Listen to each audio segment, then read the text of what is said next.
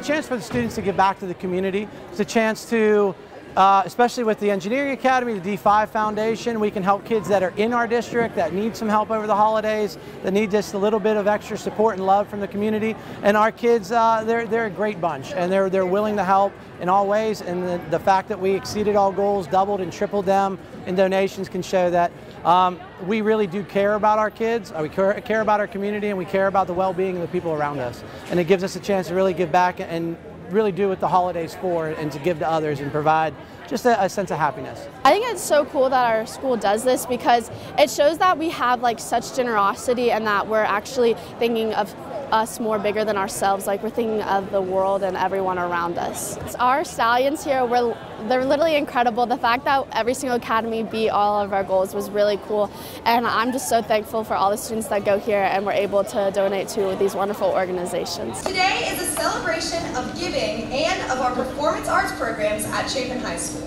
It's important because all year, like, the community supports the high school and the high school supports the community.